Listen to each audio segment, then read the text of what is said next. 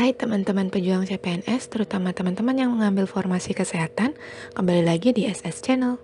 Pada video kita kali ini, kita akan membahas salah satu materi yang akan diujikan di SKB Kesehatan dengan pokok bahasan germas, cerdik, dan patuh. Dan di akhir sesi juga akan ada latihan soal. Sebelumnya kita sudah pernah membahas tentang materi pokok bahasan yang lain. Jika teman-teman belum menonton pembahasan materi lainnya, teman-teman bisa klik link di kolom deskripsi video ini. Oke, langsung saja kita masuk ke materinya. Germas adalah gerakan masyarakat hidup sehat, merupakan suatu tindakan sistematis dan terencana yang dilakukan secara bersama-sama oleh seluruh komponen bangsa dengan kesadaran, kemampuan berperilaku sehat untuk meningkatkan kualitas hidup. Nah, kegiatan yang mendukung program Germas di sini ada 6 poin. Yang pertama yaitu peningkatan aktivitas fisik, yang kedua peningkatan perilaku hidup sehat, yang ketiga penyediaan pangan sehat dan pencapaian perbaikan gizi, yang keempat peningkatan pencegahan dan deteksi dini penyakit, yang kelima peningkatan kualitas lingkungan, dan yang keenam peningkatan edukasi hidup sehat. Nah, di sini ada 3 fokus utama dari program Germas itu sendiri. Yang pertama itu untuk melakukan aktivitas fisik, yang kedua konsumsi sayur dan buah, dan yang ketiga memeriksa kesehatan secara berkala. Baiklah, kita bahas satu persatu dari aktivitas fisik. Di sini aktivitas fisik dapat dilakukan minimal 30 menit per hari. Lalu yang kedua untuk konsumsi sayur dan buah dapat diterapkan pada menu makanan kita. Jadi terdapat gambar di sini piring yang terbagi menjadi 2 bagian. Yang setengah bagian itu merupakan piring buah dan sayur, dan setengah bagian lagi merupakan lauk pauk dan makanan pokok, di mana sepertiganya itu lauk pauk dan 2/3-nya makanan pokok.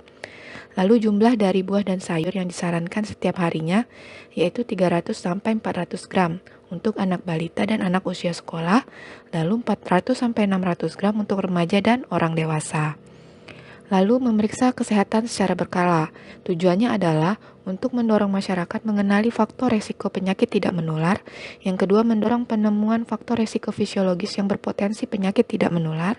Yang ketiga, mendorong percepatan rujukan kasus berpotensi ke FKTP dan sistem rujukan lanjutan. Baiklah, lanjut ke hubungan cerdik, patuh, dan germas. Cerdik dan patuh di sini adalah sebuah perilaku yang mendukung program germas. Jadi germas ini adalah program yang memiliki agenda yaitu untuk mencegah dan mengontrol PTM atau penyakit tidak menular. Sehingga untuk mencapai tujuan tersebut dibentuklah cerdik dan patuh sebagai perilaku untuk mendukung program germas ini. Jadi cerdik itu adalah singkatan dari beberapa perilaku, yaitu cek kesehatan secara rutin, enyahkan asap rokok, rajin aktivitas fisik, diet sehat kalori seimbang, istirahat cukup, dan kelola stres. Sedangkan patuh itu adalah singkatan dari beberapa perilaku, yaitu periksa kesehatan secara rutin dan ikuti anjuran dokter, atasi penyakit dengan pengobatan yang tepat dan teratur, tetap diet dengan gizi seimbang, upayakan aktivitas fisik dengan aman, dan hindari asap rokok, alkohol, dan zat karsinogenik lainnya. Nah, perbedaannya cerdik dan patuh ini adalah cerdik itu ditujukan untuk masyarakat yang belum memiliki PTN atau penyakit tidak menular, atau bisa juga bagi orang atau kelompok masyarakat yang masih sehat atau memiliki faktor resiko PTM. Sedangkan patuh sendiri itu ditujukan untuk bagi orang yang sudah menyandang penyakit tidak menular. Tujuannya adalah agar mereka rajin kontrol dan minum obat. Lalu lanjut ke pemeriksaan kesehatan yang dilakukan secara rutin. Di sini pemeriksaan cek secara berkala merupakan salah satu dari 3 poin fokus germas yang sudah dijelaskan sebelumnya. Apa saja pemeriksaan kesehatan yang bisa dilakukan secara berkala? Di sini ada 7 poin. Yang pertama yaitu cek tekanan darah, cek kadar gula darah, cek lingkar perut, cek kolesterol total, cek arus puncak ekspirasi, deteksi dini kanker leher rahim, dan sadari.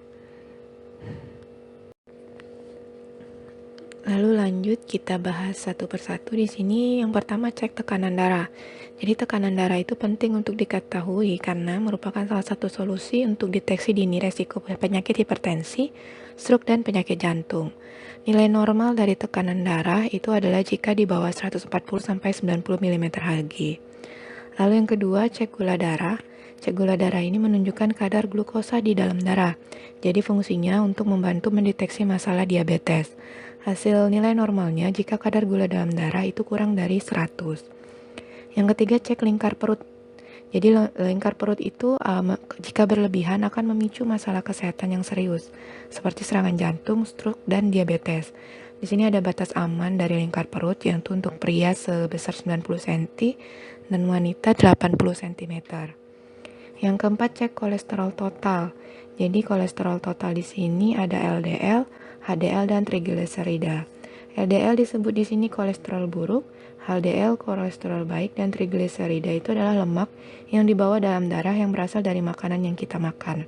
Sedangkan LDL dikatakan buruk karena LDL ini adalah kolesterol yang akan membentuk plak pada dinding arteri sehingga akan membentuk penyumbatan dan akan terjadi beberapa penyakit seperti stroke dan lain sebagainya. Lalu cek arus puncak aspirasi. Di sini adalah salah satu cek kesehatan dalam fungsi paru. Jadi bisa dilakukan pada penderita asma atau berbagai penyakit destruktif lainnya untuk menilai kemampuan paru-paru.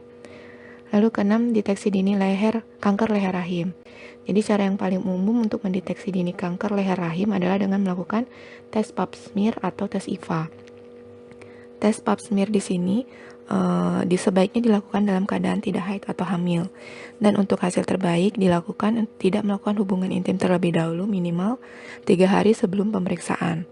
Sedangkan tes IVA itu merupakan tes inspeksi visual dengan asam asetat yang akan dioleskan pada leher rahim 3-5% yang akan menandai prekanker dengan perubahan warna agak keputihan.